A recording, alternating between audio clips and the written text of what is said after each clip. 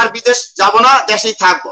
তো যখন চলে আসি তখন তো আর আমার কাছে অত টাকা নেই, সামান্য কিছু পয়সা, কোম্পানির হিসাব নিকাশ দিচ্ছে কিছু, এই তো কিছু পয়সা আছে, কিন্তু সেটা তখন টাকার রেট কম, বাংলাদেশে 60 টাকা 8 টাকা তখন পার রিঙ্গিট, তখন ওইটা আর বদলাচ্ছি না, এইভাবেই কাটছে, খুব মানে এলোমেলো জীবন কাটছে, এমন ভাবে কাটছে যেটা হলো হয়তো দেশের বাড়ি থেকে স্যার চাউলের বস্তা পাঠাতে হয়, ঘর ভাড়া পাঠাতে হয় ইত্যাদি, তখন আমি ভাড়া থাকি কেরানীগঞ্জে।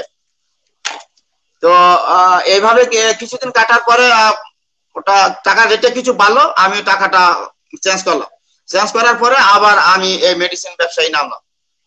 আবার আমি ওই মেডিসিন ব্যবসায় নামছি, আমি ওইভাবে করি নাই যে দোকানপাট নিয়ে, আমি এইভাবে ফ্লাইং করতেছি।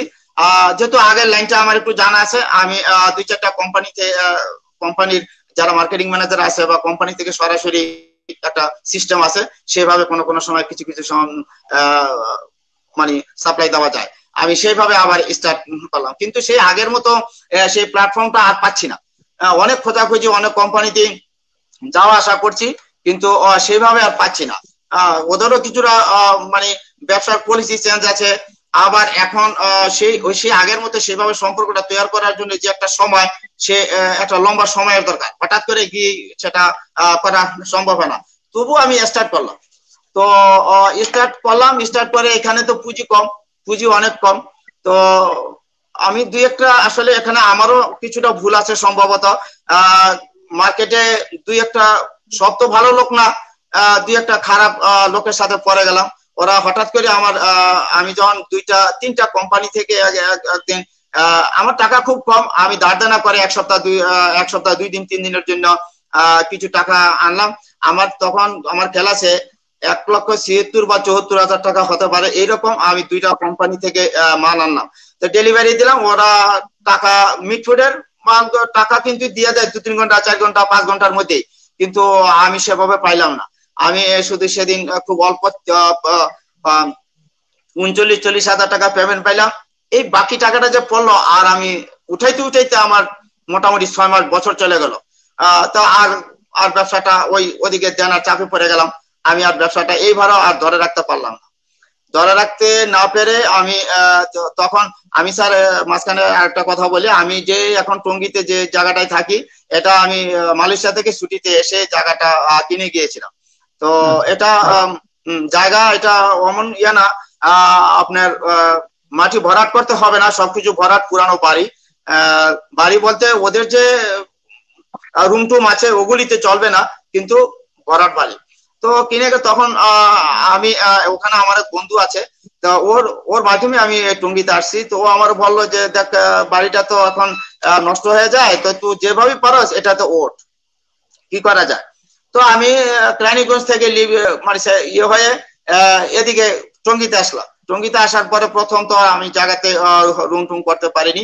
তো কিছুদিন আমি আমার পাশের প্লটের বাড়িতে আমি ভাড়া থাকি। ভাড়া থাকার পরে দেখলাম যে আসলে ছেলেরা বড় হয়েছে, তাছাড়া ভাড়া থাকাটা খুবই একটা ঝামেলা লাগতেছে। আবার আমার ওয়াইফ। কয় ছেলে মেয়ে তখন আপনার? আমার স্যার 3 ছেলে। 3 ছেলে, ওকে ওকে। তারপর আমি জি স্যার, তারপর আপনি কি করলেন, বাড়ি করলেন? তখন এখানে এসে আবারও সিদ্ধান্ত নিলাম যে বিদেশ আমার আসতে মন চায় না।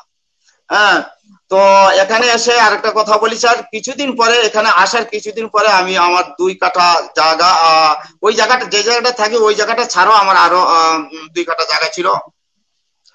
ওই জায়গাটা তখন আমি আমার ওয়াইফের সাথে পরামর্শ করলাম, যে আমার ওয়াইফ বলে যে যেহেতু বিদেশ যেতেই চাও না, তাহলে এই জায়গাটা বিক্রি করে নাও। তো ওই জায়গাটা তখন আমি কিনছি 80,000 টাকা দিয়ে কিনেছিলাম, আমি বেচছি 1,60,000 টাকা, কিন্তু এখন সেই জায়গা 40 থেকে 50 লক্ষ টাকার মধ্যে দাম।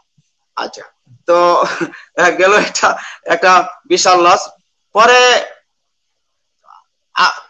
এই জায়গাটা বেচে বিক্রি করে দেশে থাকার চেষ্টা করলাম, কিন্তু হলো না, ওই টাকা সেভাবে পাইলাম না।